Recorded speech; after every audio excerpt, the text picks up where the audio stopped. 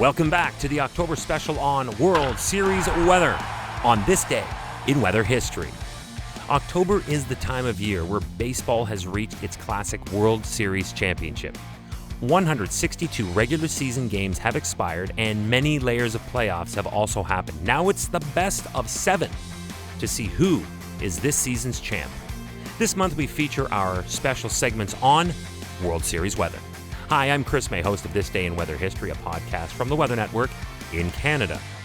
Baseball is traditionally played outdoors and exposed to all weather elements possible. And today, it was the blazing heat when the Los Angeles Dodgers played the Houston Astros in Game 1 to open the 2017 World Series. This day in weather history. Game 1 opened at Dodger Stadium in Chavez Ravine, Los Angeles, California. It was already a hot day that Tuesday afternoon. At 2:45, hours before the game even started, and as the Dodgers were taking batting practice, the temperature had hit 104 degrees Fahrenheit or 40 Celsius. It's okay. No panic. We still have time before the game starts for a breeze to start or the temperature to relax a bit. But it did not do that.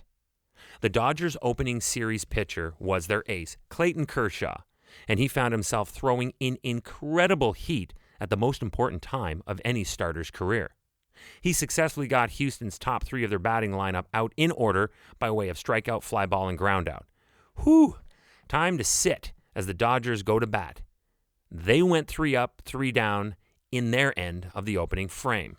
It was after the completion of the first inning when stadium announcer at Dodger Stadium took a moment to alert the sold-out crowd of 54,253 that the current temperature was a blazing 103 degrees. Oh, by the way, at this time, it was already 5 p.m. That scorching temperature broke the all-time record for the hottest World Series game ever played. The record that it broke dated back to 2001 in another desert. During Game 6 of the 2001 World Series between the Arizona Diamondbacks and the New York Yankees, it reached 94 degrees Fahrenheit or 34 degrees Celsius in Phoenix. So that one figuratively and literally burned that one by 10 degrees. Game 2 was the next night and was back in the LA desert and again in front of a packed Dodger Stadium crowd of 54,293 fans.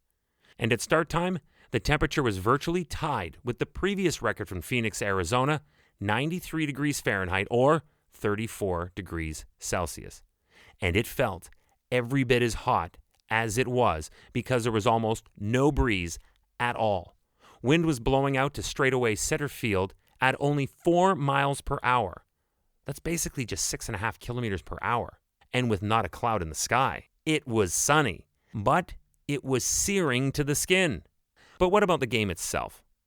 We learned on the October 21st edition of this podcast that balls act differently in cold weather. They don't fly as far and tend to die early, acting more as an advantage to the pitcher as a result. Hot weather, you'd expect to be the opposite. Not so fast. True, hot air is less dense, so a baseball will travel further, but once you add in humidity, that point is moot, and you're back again to sluggish ball distances. Then there's the factor of wind. Hot is great, but the wind will still kill it or direct it. So why not look back right now at the box score notes from Games 1 and 2 in Los Angeles. Game 1. At first pitch, 103 degrees Fahrenheit, wind at 3 miles per hour, out to center field, and sunny. Game 2, 93 degrees Fahrenheit at first pitch, wind at 4 miles per hour out to center field, and sunny. Let's go over the math.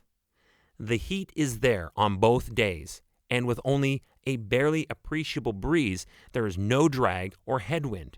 To the contrary, it's actually a gentle assist out to the deepest part of the yard. And with it reading sunny, you know that high pressure is firmly in place and therefore virtually no density at all to the atmospheric pressure and therefore optimal for mad flying baseballs. So how did it go?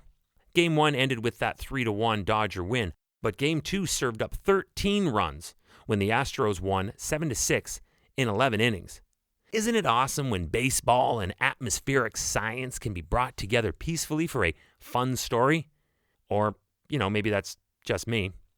Anyway, that's how things cooked. I meant to say that too. On October 24th, 2017, it was this day in weather history. Tomorrow is October 25th, and I'm trying something new, a two-part session. Tomorrow is part 1 of Hurricane Sandy. Part 2 happens on October 29. Why the 2 parts? Tomorrow marks when Hurricane Sandy, unofficially referred to as Superstorm Sandy, was at its strongest and was now entering the minds of several countries, including the North Atlantic shores of the United States.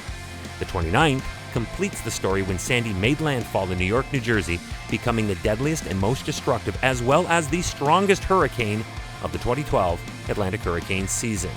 And there we are. Superstorm Sandy becomes a giant and a looming threat on October 25th, 2012. On this day in weather history, with me, your host, Chris May.